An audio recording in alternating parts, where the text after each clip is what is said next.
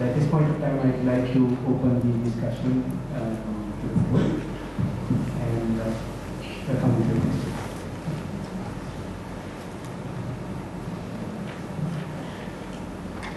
We have a general. Please give us one.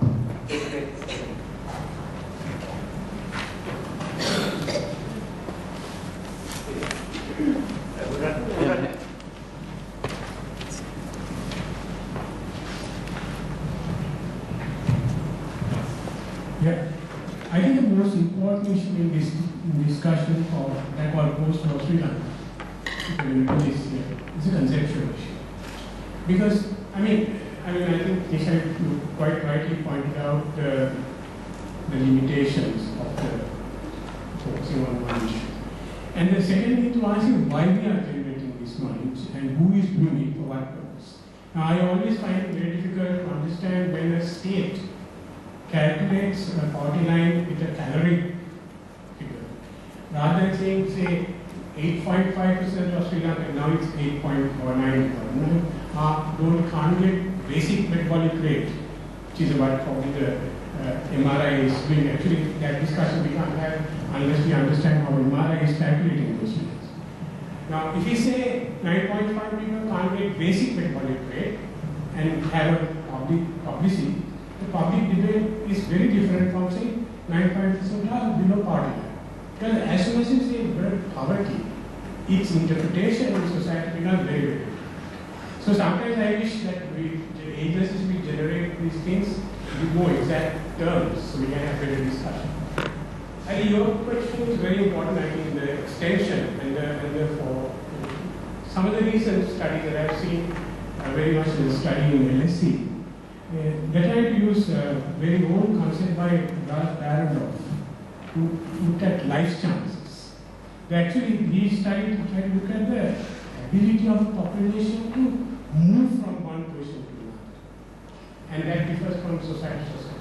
For example, in the official Parchan, when you look at education standard, you find the rich group as well as the poor group, school attendance about 90%. But if you start talking about the quality of the schools, and the capacity of people to move forward, where in Sri Lanka education has been a means of social mobility, you see it completely different. So I think two issues we need to discuss. One is the last one, there is a debate on security. Security not only as a state security, we are always talking about security as an entitlement, which is physical safety. And the other question of is how do you look at in a society ability to move from one position, and whether we can measure that. And if you go on to that, I'm not looking at only on the state, but outside state. I think we are going to look very different on this issue of poverty. Because every time when I look at these indicators, I like to understand the basic decision concept behind it you decide. Even on your one, living standards, there are certain things decided. Now, there should be a theory behind it. But we don't get that clearly, and therefore our discussion gets reduced to final results, not the concepts.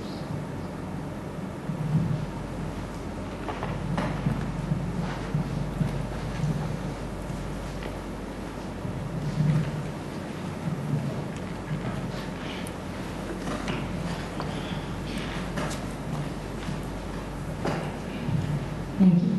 First, I'd like to thank Suranjana and Nisha because I think they made two really good presentations and also brought out the different dimensions. A few things I'd like to raise also in response to what Sunil said. I think even to start a discussion of the nature, and I agree with what Sunil is saying, even to start a discussion of the nature that Sunil is advocating, you have to start somewhere. And I think in the case of Sri Lanka, when you look at the information we have now compared to say 15 years ago, we've come a long way. We've come a long way. We've come a long way in that we do have the technically measurable basic needs measure, which is a measure of rupee value. We also have some, and I think what DC has tried to do is to bring in the other dimensions by widening the survey from a plain income and expenditure to covering the education and some of the variables that Nisha spoke of. And poverty is obviously multidimensional, but it is important that we can measure it in at least one, if not many dimensions. And some of the last statistics I think that Suranjana put out, which is the matrix of the plain rupee figure vis-a-vis the access to the variables Nisha was talking about, housing and education, are also different. It's basically bringing in other dimensions and looking to see what is the correlation between one kind of poverty versus the others. So I think it's important, I think we have to be thankful that the authorities are indeed widening the information available to us so that we can indeed debate these issues, because even globally when you look now, people are no longer measuring poverty in terms of just material, physical well-being, they're looking at the other dimensions, especially the security aspect. I have one direct question for Suranjana in terms of, now you all have gone out and collected, in relation to Sri Lanka. You've done the surveys, you are now able to collect from the whole country. But even though you have a 9-10 survey, you are still using the 2002 line and basically splicing it with the index. When do you hope to update that line? Because I think the country has, the whole fabric of the country has changed since 2009. One question is the updating of the poverty line. Two is even the CCPI is still a Colombo Consumer Price Index, and as you said, you have to have the district. It does vary across, especially in a country that is a high agriculture sector. Do you have any idea of expanding the price index so that it is more representative of the country? And also, when can we expect full information on your surveys on the northern province?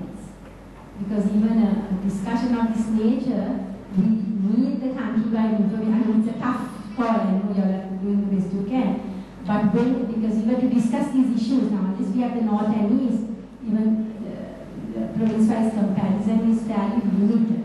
So that's a very specific technical. The labor force surveys, I notice even now, 2012, you still don't have the northern province in the information that's put out. Thank you.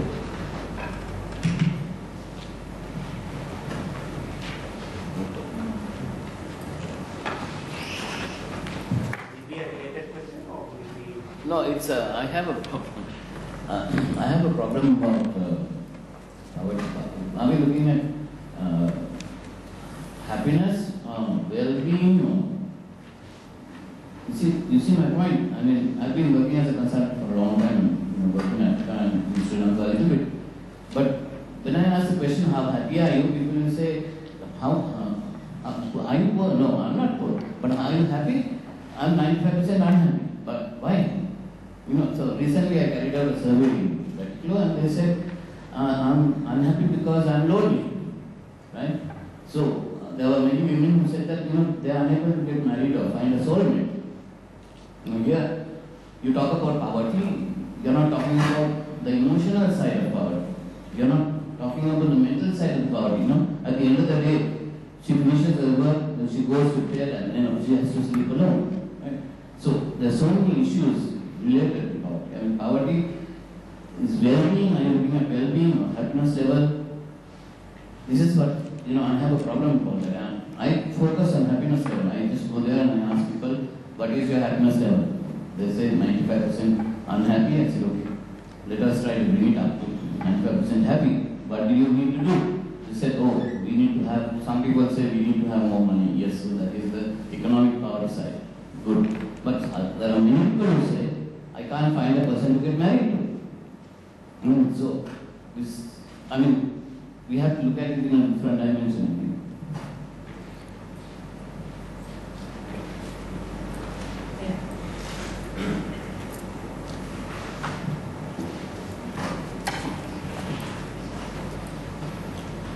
Just to answer the extent possible, starting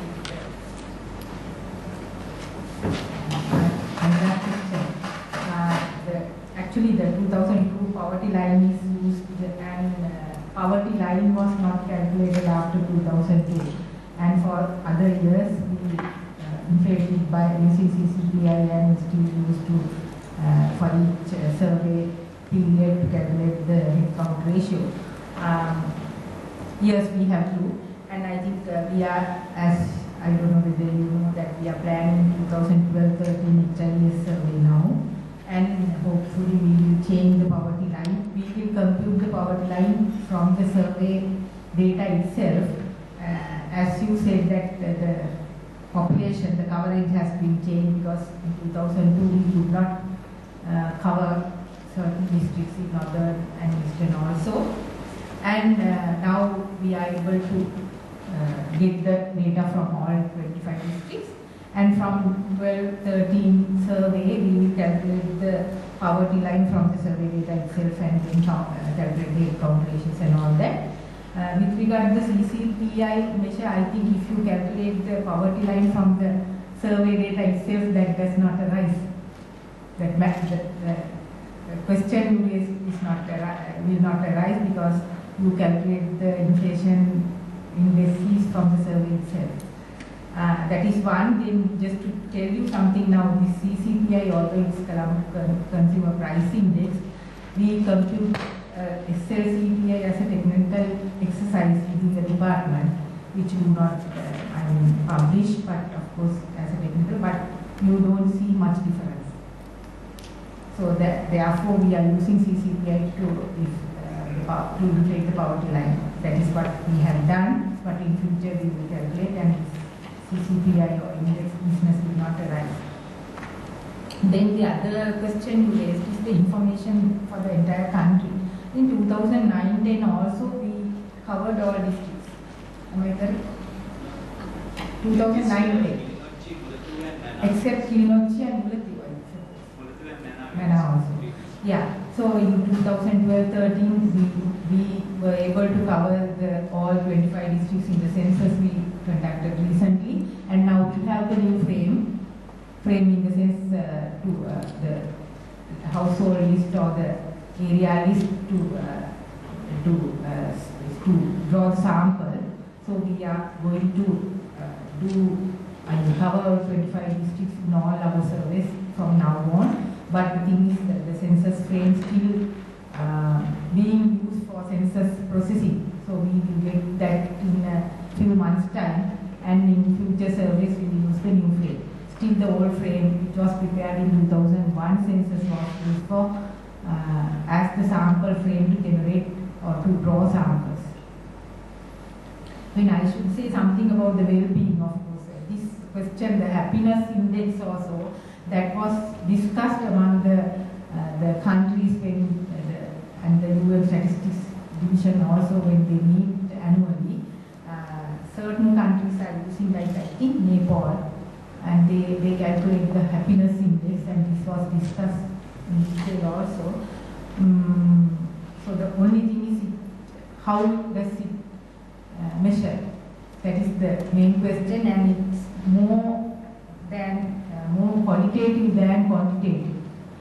So you can ask direct question from the person whether you feel that you are happy or there are, I think, five groups, like very unhappy, happy, very happy, like that, some happy and all that, but all that is depending on the person's, the respondent's answer. You record the answer and you give some rate and then calculate an index to derive finally a happiness index. So it's up to the institutions or the country to see how it is calculated and how it can be used. Yes. Yeah, I just want to say that, I use just a simple measure, saying, 100% happiness, which is not totally happy, that is, you are 100% happy. So you take the aspects in life, like you take the emotional side of life, you take the mental side of life. You cannot be happy if you are in a very serious, bad mental state, emotional state. Then you have a spiritual problem also, with all these religions running around and, people trying to believe in this and believe in that. They have a spiritual problem too, and also a physical problem. Now, when you look at the poverty measuring on the economic scale, you are looking at most of the time you are looking at the physical state. Okay, I'm well fed, I'm well nourished, I have enough to eat, I have a house, I have water, I have everything. Okay, so that's the economic side. Okay, but the other three are being ignored. So we take the whole thing as a scale and say, okay, you have 25, if you put 25% for each one, and then you say, okay, how happy are you now? So the people just think about it and they give an answer. But the answer is not the issue. The next question is, so how can you become happier? That is what we want to get. We try to get that answer. Then they say, okay, I want a husband, I want this, I want that, I want better job, more money, etc. Better living condition, I want a road, I can't take my children to school, they have to walk 10 kilometers, it's not safe. So this is an unhappiness. She is in a mental state until the child comes home. See? So these are things that you have to solve. That when you go to a village and when you ask the questions and you get the answers. So you can see the well-being is based on those 4 aspects in life. You see? And that's how I do it anyway. Thanks. Thanks for that. Two comprehensive presentations. I have 3 questions from Ms. Vidya and one for Nisha. The first one is, I'm at a loss to figure out how estate poverty, which had been at in the 30s, how did it suddenly fall to 11%? Particularly the way in which you calculate inflation is a serious concern. And we've had, before you change the index, 29.9% inflation in 2008, which happens to be in the same period. So I just can't,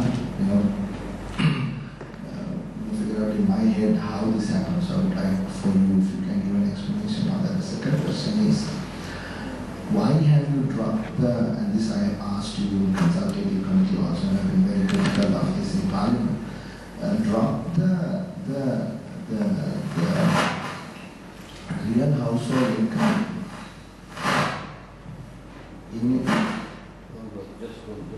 in your report using the H1, I think table H1, which gives the basic numbers, used to have the real household income, and that is something that we need to know.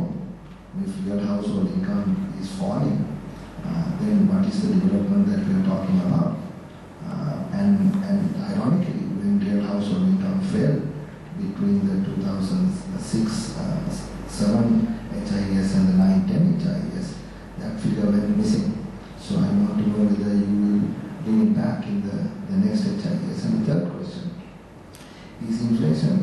I know that it is not going to make a huge impact, but nevertheless it is wrong, I think, in my view, to remove consumption items just because there is some policy. You can have but people are drinking and smoking. So how do you remove that and then tell us that this is inflation? Because internationally I don't think that is acceptable. So these 3 questions for you and one for Nisha. I think what you guys are doing is very important, because from a policy perspective, it is no point saying that estate poverty is 11%. It makes no sense. Honestly, what can we do? What kind of policies do we need to implement?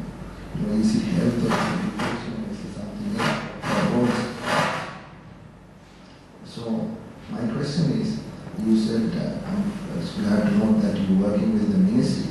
So is there any plan that you have to sort of integrate what you are doing with what is happening, so that we can decide better public policy? Thank you.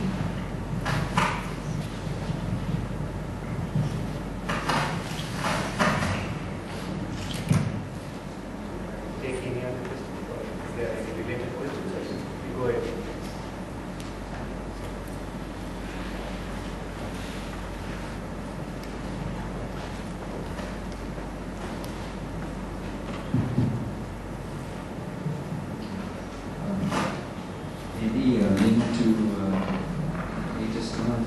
I was wondering if regionally, if you can comment, is there any collaboration regionally, at least maybe in the context of SAC, or to have some kind of common definitions and common methodology?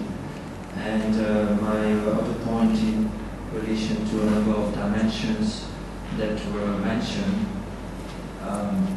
including happiness, etc. But level of indebtedness. You may have income, but really there are numerous people who are trapped in having debts and with very high degree of interest rate.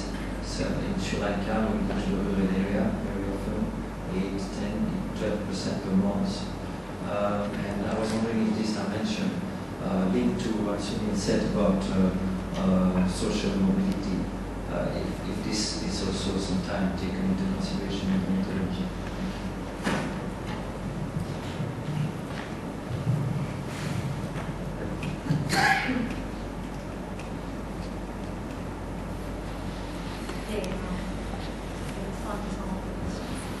There were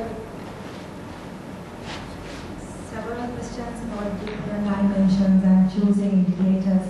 I think even internationally these are being still debated, but when you try to bring together, you are trying to aggregate these different dimensions to come up with one measure of poverty, you have to keep in mind certain things. Actually, even the MPI is not, it also has problems in this regard.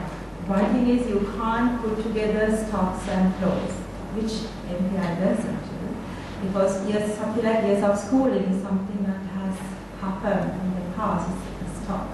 So it's a stock variable and something like what kind of fuel do you use when you cook, that is an input. So it's not, strictly speaking, not correct to put these things together. Other thing is the length of time measure, long term and short term.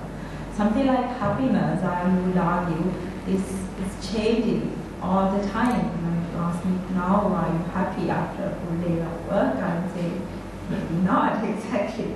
But if you ask me in the morning, I would have said, maybe I was happy.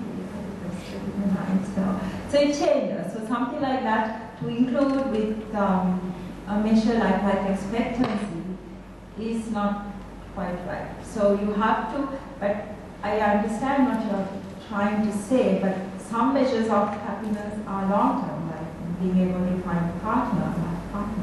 So when you try to include this, although you have the flexibility to include different indicators, you have to be careful also, because you can't put apples and oranges together and come up with some index which doesn't have any meaning. So, and the other nice thing about MPI though is, Asha very rightly pointed out, it not only measures poverty, it also tells you why you are poor. Are you poor because you don't have enough nutrition, or are you poor because your children can't get enough schooling? So you can answer questions like that.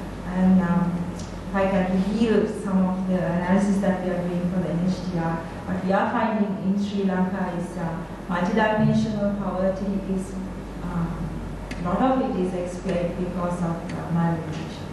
So in that regard, policy should concentrate on improving, which is already taking place to a certain extent, improving malnutrition management in the population. So,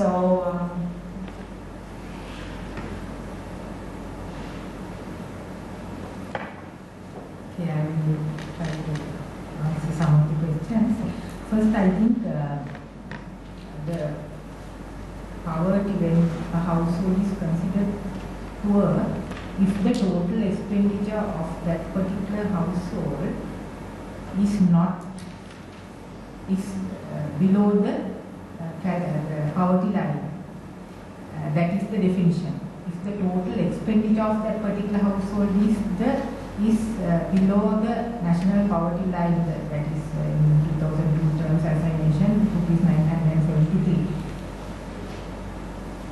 total expenditure, and then we divide that by the household size to get the per capita expenditure, and if that falls below the poverty line, then that particular household or all the people in that particular household is considered poor.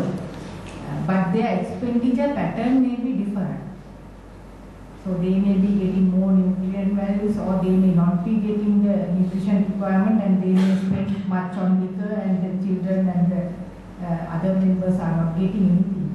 Same thing happens if their total expenditure is more than the poverty line, but still they spend lot of money on liquor, then they don't get the other people at least, or the person himself, they don't get the enough nutrition requirement. But we consider that household, or that the persons living in that household as non-poor.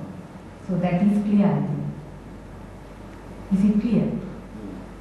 We go by the, as I mentioned, we go by the household expenditure pattern of the household. So each household expenditure pattern is different. I spend more on, say, X, and some other household may be spending more on item Y.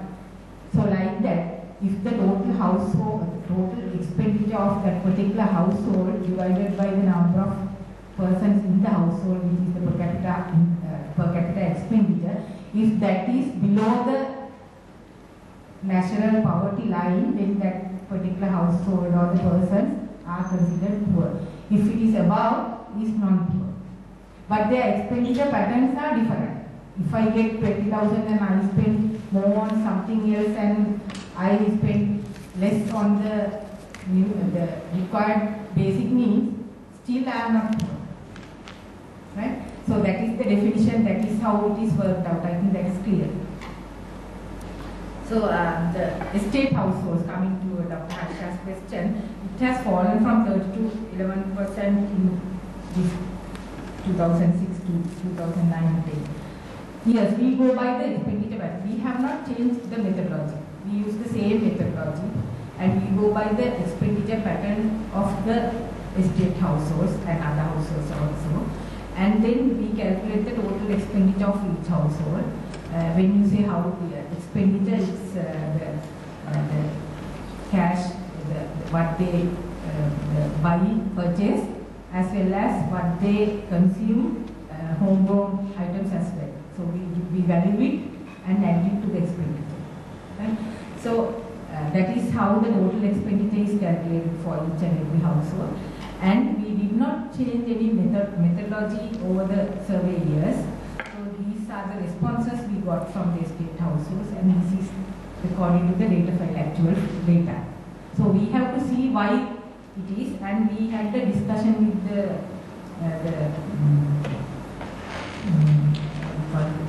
Ministry of Plantation officials also. They say the estate sector consisted of two subsectors. That is the what do you call it? Estate, the private managed companies, and the other estate, which is actually poorer than the other people.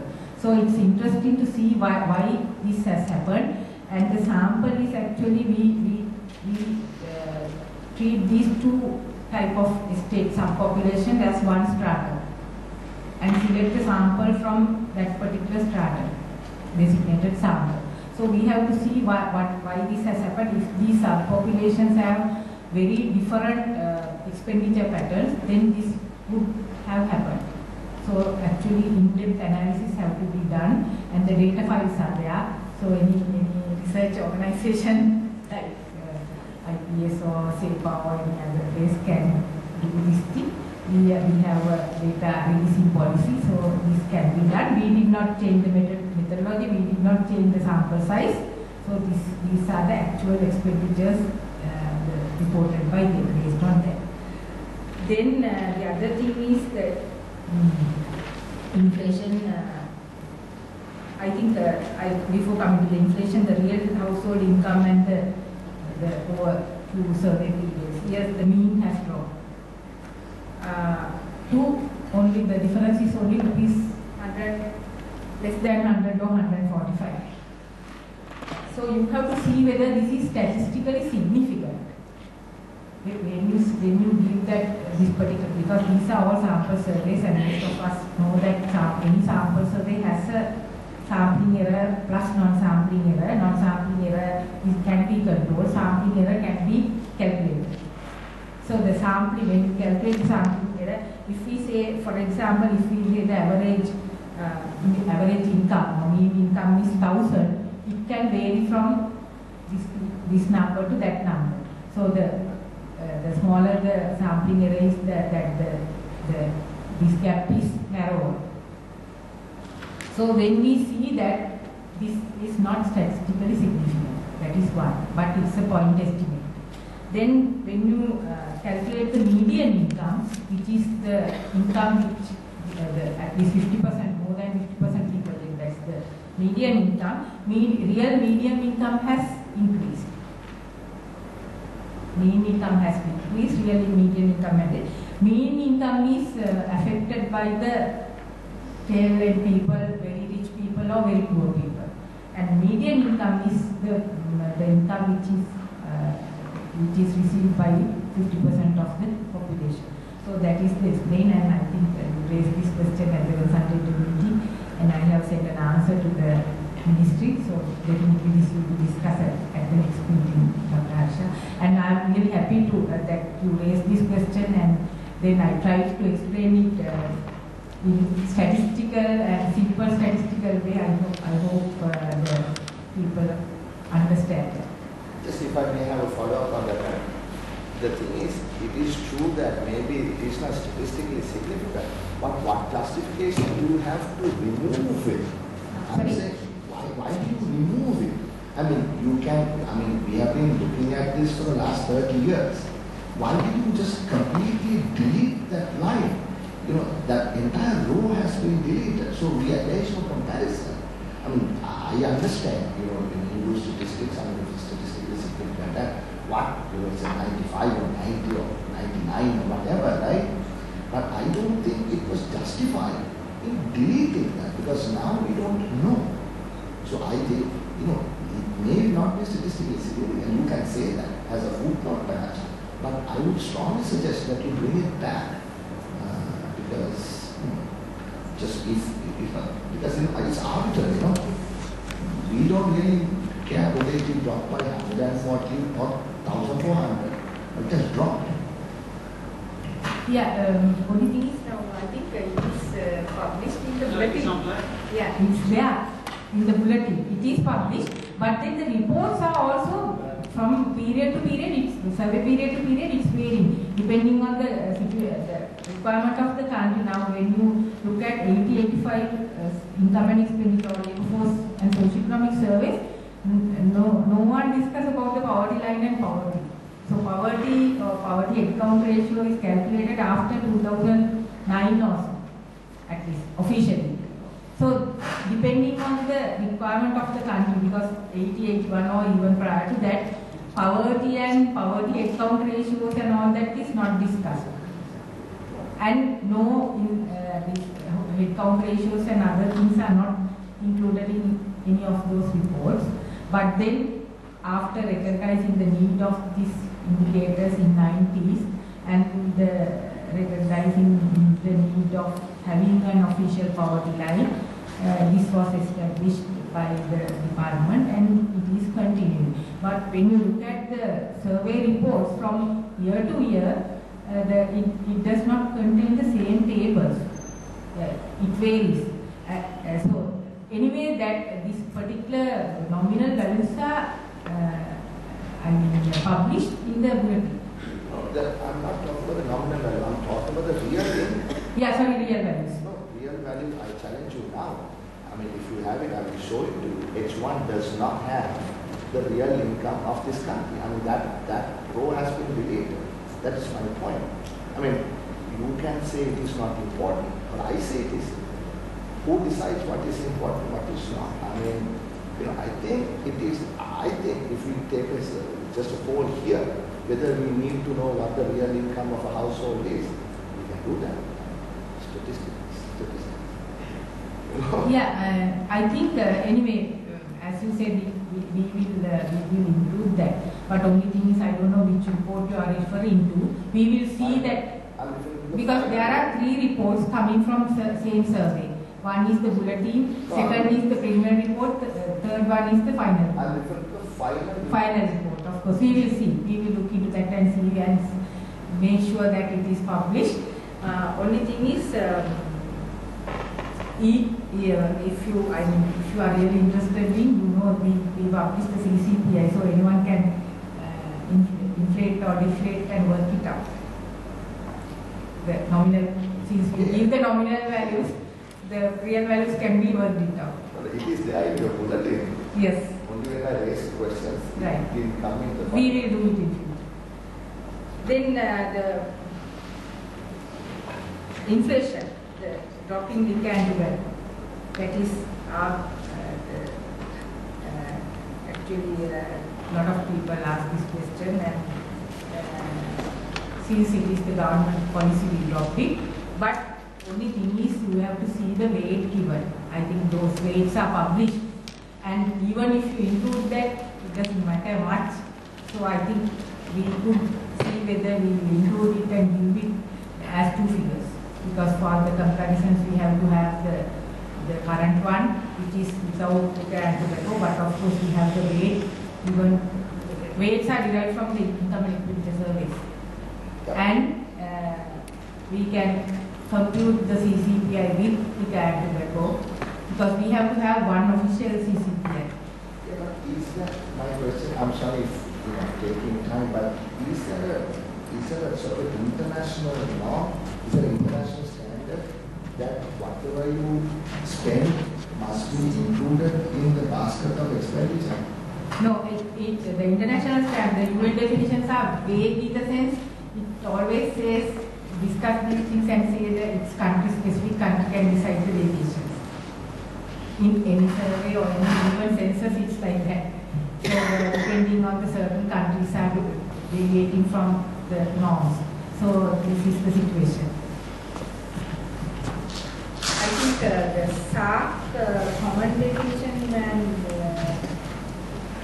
I suppose you refer to the poverty.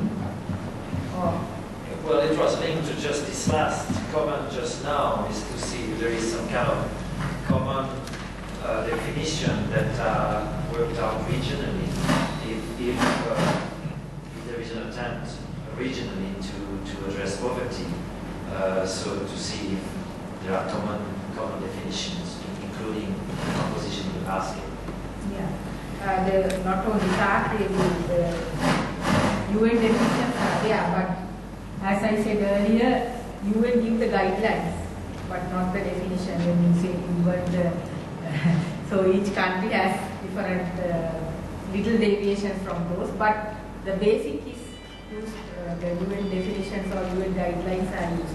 Now UN census, they say these are the questions you have to include in the census, but the countries can decide depending on the country's requirement what additional questions are to be included and what are to be dropped.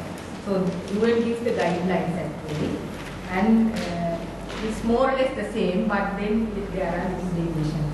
And with regard to the indebtedness and the savings, I think I should say that 2012-13 survey, it was in you have to correct me if I'm wrong. We are going to include some questions on savings and indebtedness, in addition to the health, education, and housing, and so on and so forth. So it will be a very rich data file, data source, and you all will be able to,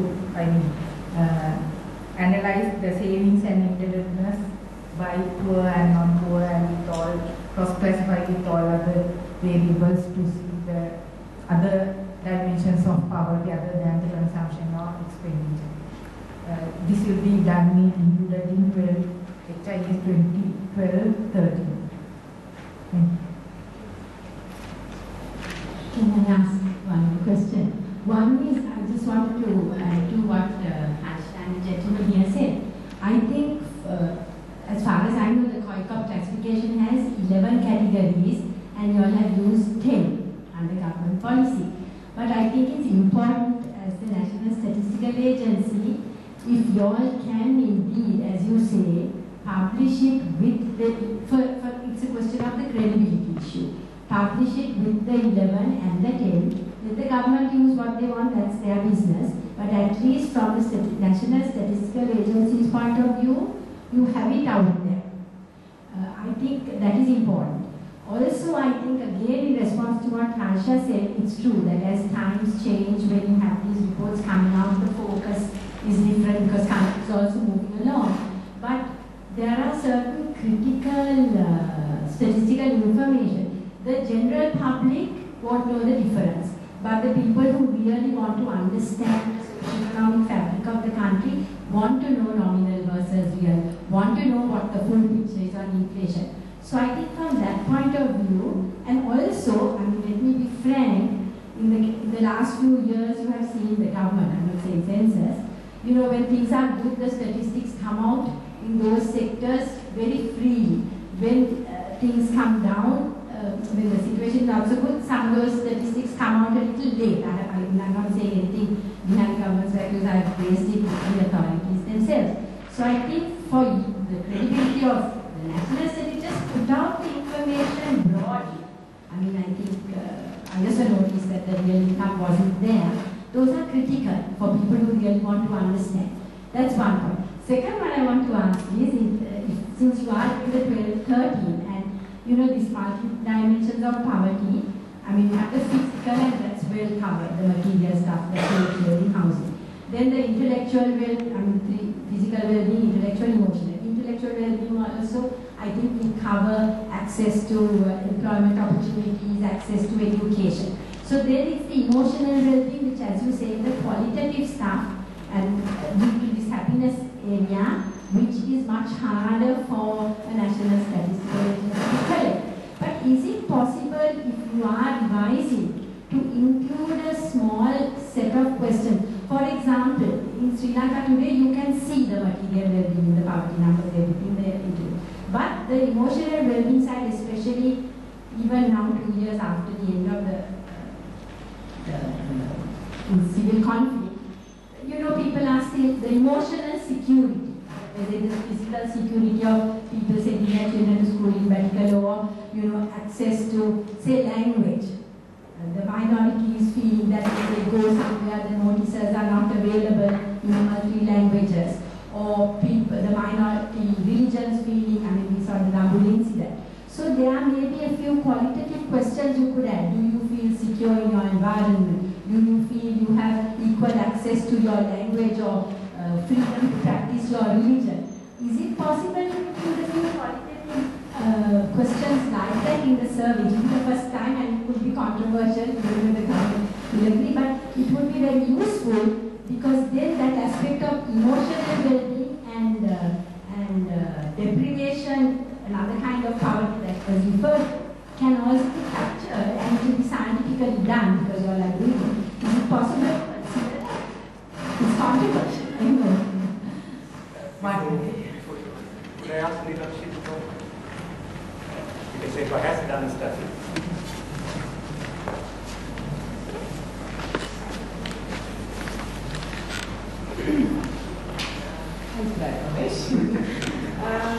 Yeah, just to say, actually there are modules that have been developed for measuring things like subjective well-being, psychological well-being, discrimination, issues like that, which are usually considered qualitative, but in a quantitative manner in that survey. So, actually, CEPA piloted survey module in Vadula, fairly robust.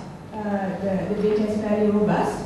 So those modules are already available, and it can be, the idea is to incorporate them into large surveys as quantitative questions. So if there is any interest in DCS, you can certainly share those modules.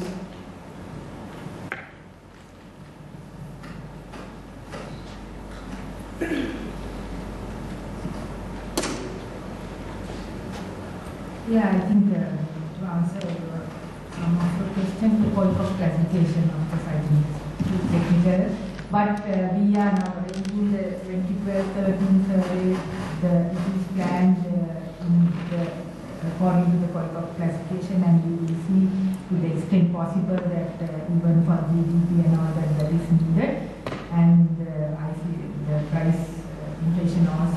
So we are going to go by corridor classification, and we will see whether all subcategories can be included. Then the qualitative measure, I think our household size is 25,000 households. I think Anila is very well know how difficult to do a survey of that much with that much sample size. And I think just to explain a bit, 25,000 households, each household is visited at least 3 occasions within 7-day period. That is how this data is collected. They first go to the household enumerators, and then we have a long question, the food items, more than 400 items, and non-food also. So what they consume the previous day is asked them to record it, the quantity and the value. And the first stage is explained, and we will keep a diary, a small note with them for them to record from the following day, and so on for 7 days, and in between the enumerator goes to the household and see how it is recorded. So it's difficult from the fieldwork point of view. At the same time, the cooperation given by the respondent is also, unless they give accurate information, what we get, if we sophisticatedly analyze and putting out the information and calculate poverty line and head count ratios and all that, even inflation. So the accuracy of that all depend on the accuracy of the information given by the respondent. So this household income and expenditure survey, when you compare with the 4 surveys, is very much difficult. And to add something qualitative also to that is something which we have to think about. And as a national statistical organization, should we go and collect, because still we are confined only to quantitative information, and which can be, even our later stage to go and check whether the information given is correct. But there are organizations like CEPA and even IPS, I don't know whether you do qualitative, not much, no? And the qualitative information is limited to small household sizes, normally. Small samples, not to samples like sample sizes like 25,000, because you have to focus very, I have seen certain countries doing nutritional surveys with 300 households. The enumerators spend with them, they stay with them, and then measure the amount they consume. So these type of things have to be done by other organizations, not by national statistical organizations. There are other institute national level and subnational levels like district. So we have to think about it. Did I answer your questions? I would just like to know if the household expenditure is considered to calculate poverty, and that can vary from house to house. How do you consider the some members of the family may be suffering from? And also I would like to know how do you define malnutrition? How will you identify who is malnourished? Especially if they have no access to some kind of health care. How do you include them in your calculations?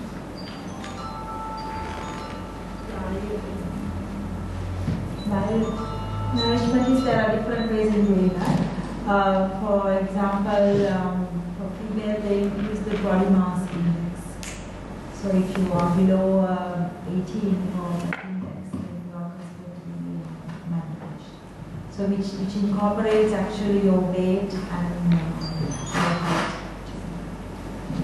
So that's the usual measurement for adults. How do you get that information? So the database has that information. For females, they have the information in the long term. And also, how do you include the other some members of the family who might be deprived? Yeah. So you're talking about intra-household differences. That's right. I mean, that I don't want to go into that. Even in multidimensional poverty, you can go even deeper than the individual household level to the individual level. Multidimensional explain is for the household level. But within the household is very difficult because getting the information. Here you go to a household and ask one informant about the household. But if you want to get intra-household information, then you have to individually go and question these people in the household. Even then, it's not, you don't know whether you're getting the correct information because, for example, a female in the presence of another household member may not be able to give the true information, so it's very difficult. I know some countries do that.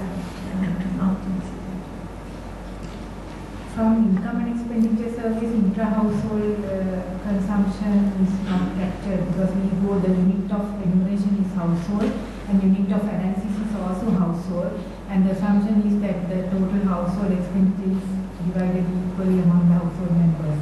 So, but anyway, to calculate the calorie norm, we consider the composition of the household on the average and then come out with 20-30 kilocalories as according to the sex distribution and the calorie table which I showed you given by the MRI. So the intra-household expenditure variation is not captured there. The unit of analysis is the household, but as we know, maybe some households, those days of course the mother didn't get much, but then she gives the more food to father and the children, and especially the sons and the daughters will get less. But with the family size decreases, still to some extent that may be there, but those are not captured here in the income and expenditure survey. But certain, I mean, again, if you want to do that type of analysis or that type of information, to collect that type of information, you have to focus to smaller number of households, like 300 or 500, and then of course it will be much difficult because you have to see when during when they are having meals, you have to represent and see and weigh and all sorts of things have to be done. And anyway, the National Statistical Organization like ours, we can't do, but it is, if that problem is a national issue, then that has to be done by some organization. And with regard to the DHS survey, other than income and expenditure, DHS survey has DHS is Demographic and Health Survey, which is done once in 5 to 6 years by the department, and that is what is referred by Nisha. There the BMIs are calculated, and the weight and height and weight is measures are taken from the children as well as the pregnant mothers and the women. For those people, individual other dimensions, other variables which are related to poverty can be calculated at individual level. So those are the other measures like nutrition of the status of children and for each child, and then the pregnant mothers and also the women within certain age group, childbearing age group.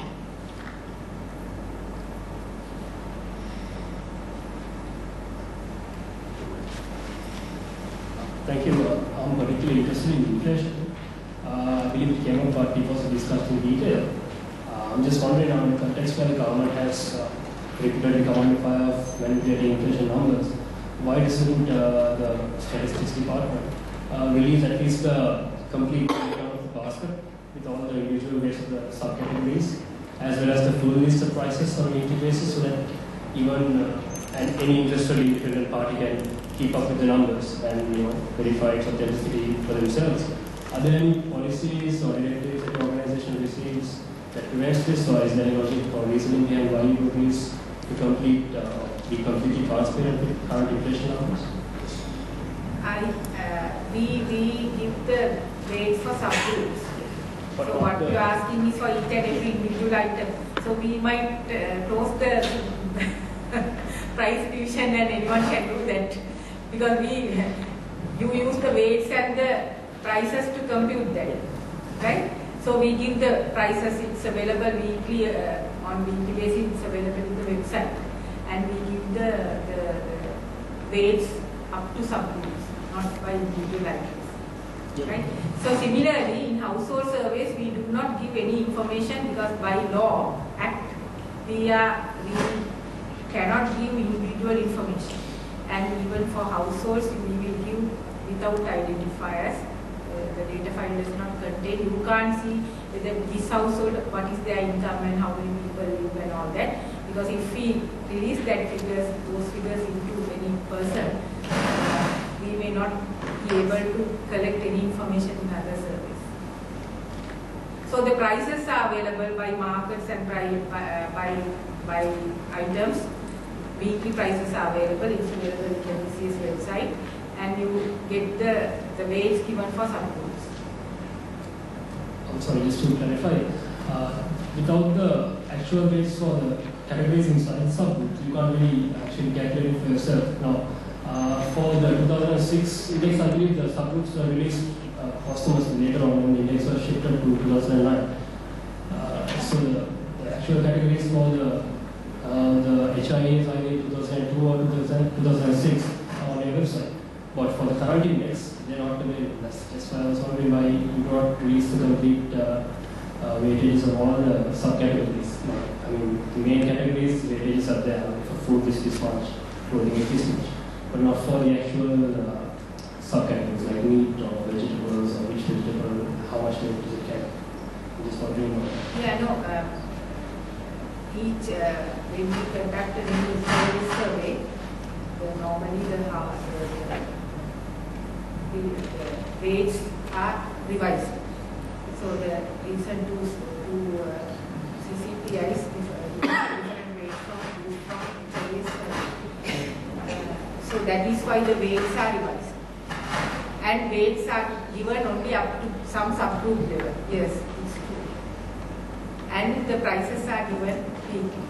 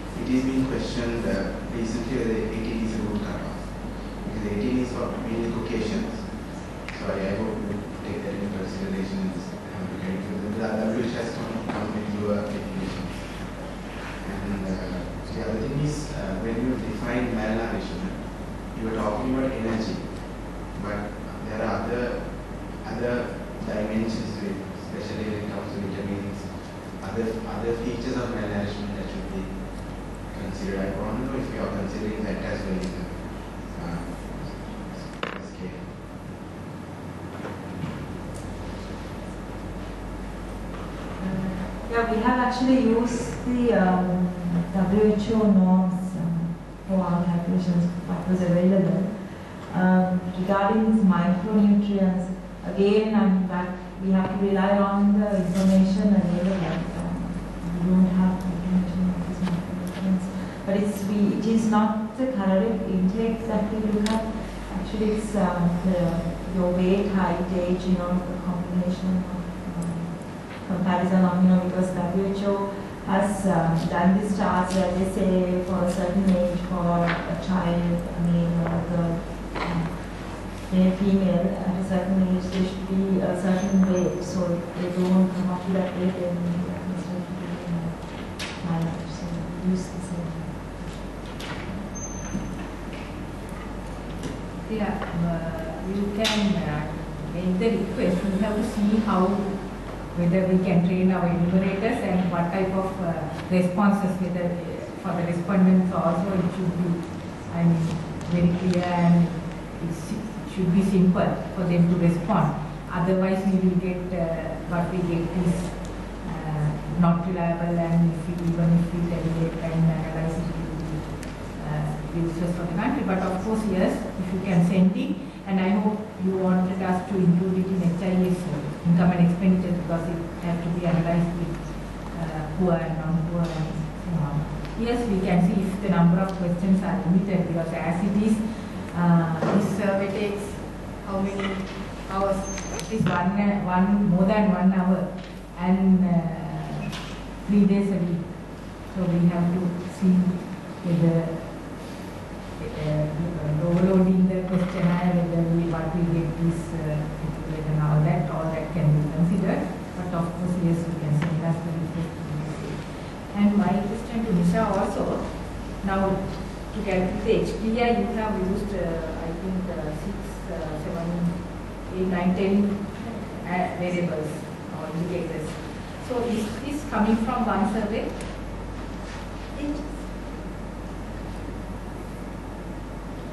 Yes, that is actually internationally used.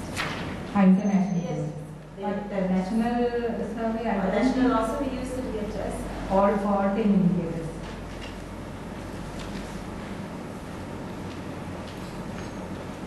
You can also. Yeah, what are the indication years? The other 6 indicators you use? Those are living standards like the house flow. No, right.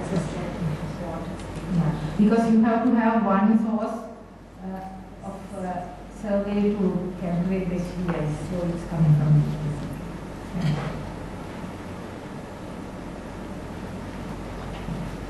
Do you have any other questions, or can we close the book? Thank you very much to the presenters, Lakshman and Dr. Nisha.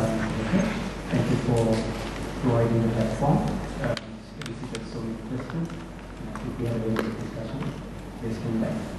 And thank you all for participating and staying on. Usually people leave quite early, but I saw that people stayed back if the discussion was good. The recirculated documentation that comes out of the presentation is the rest of the discussion that happened. To all those who have signed the case. It would also be uploaded in our website, so you'll be able to also download it. We are likely to have another open forum in about 3 months' time. I'm not sure of the topic at this point in time, but it should be coming up very soon.